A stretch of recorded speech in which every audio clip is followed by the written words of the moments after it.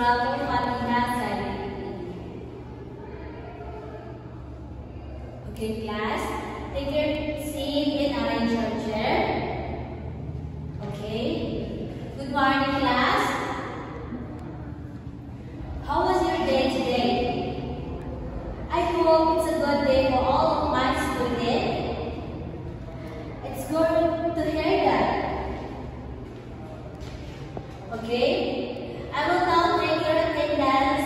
Then stay down if you're present. Okay?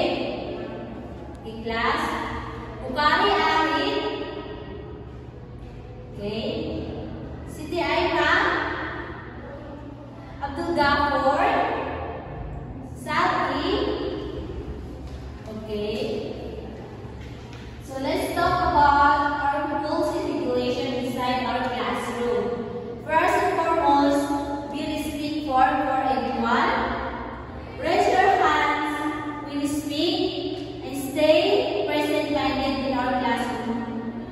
Okay. So last time we discussed the human behavior in organization.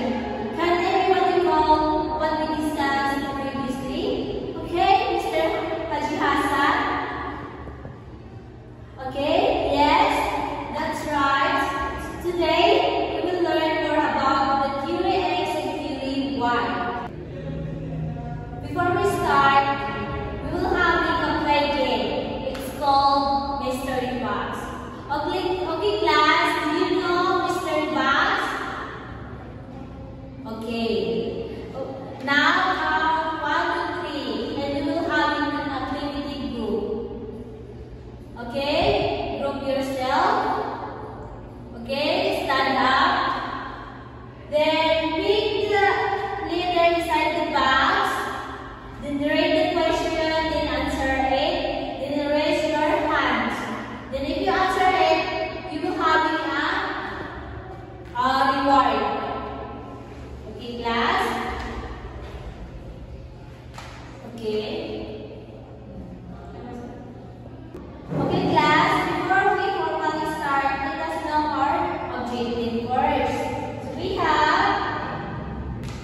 objectives. The first is to know the meaning of theory, to discuss the theory X and Y assumption, to discuss the Hermes two-factor theory, to discuss the Maxwell theory, to discuss the scalar occurrence theory, to discuss the expectancy theory, and the last one is to know the traditional theory of motivations. So, okay, class, who can read the introduction first? Okay, I will read the introduction, then you can say or you can explain it. Okay, first, theory is a succession or system of ideas intended to explain something, especially one based on general principle independent to the things to be explained. Organizations refers the quality of system in the procedures, then it will implemented in the assembly outcomes. So, okay, Mr. Imam, stand up. Okay, thank you. Next.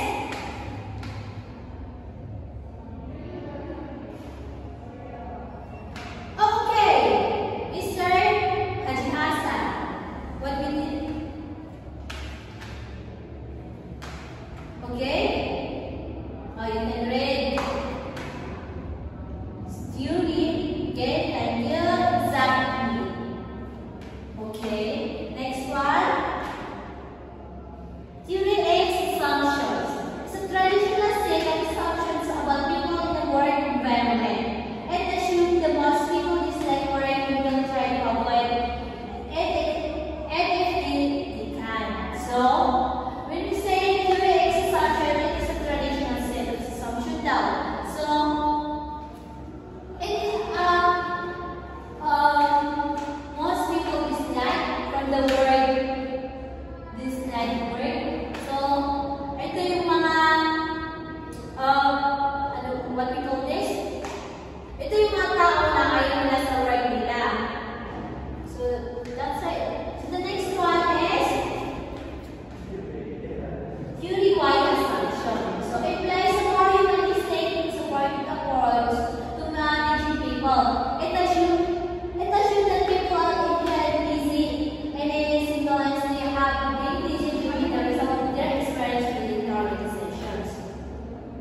Okay, this one.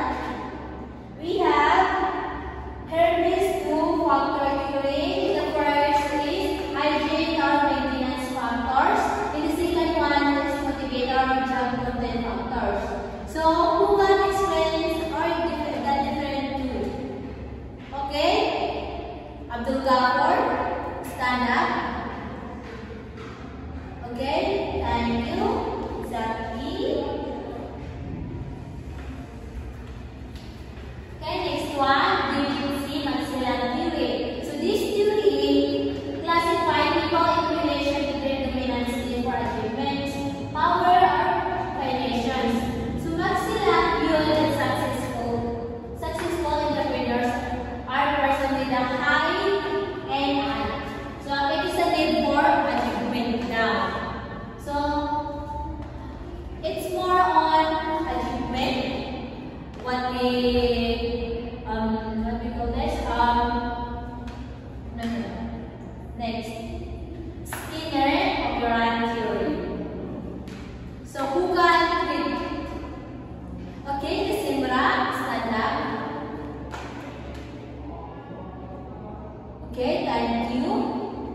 So Skinner operant theory is supported by scientific studies. Skinner believed that he believed that the environmental determines the individual behavior even if he alters the environment. So the next one is we have expectancy theory.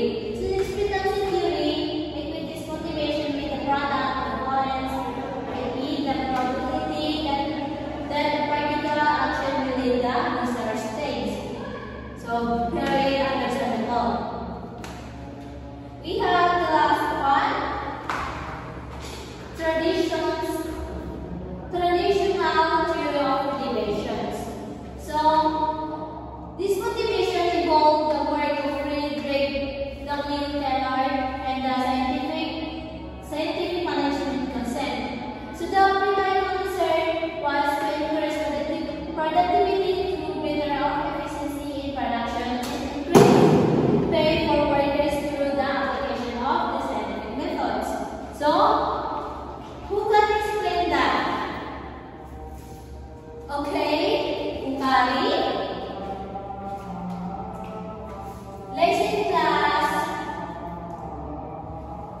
Okay. Any question? Okay, that's all.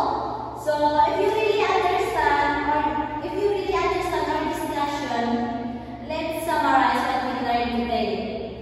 So who can someone explain or who can summarize our topic today? Okay, we have what's your name?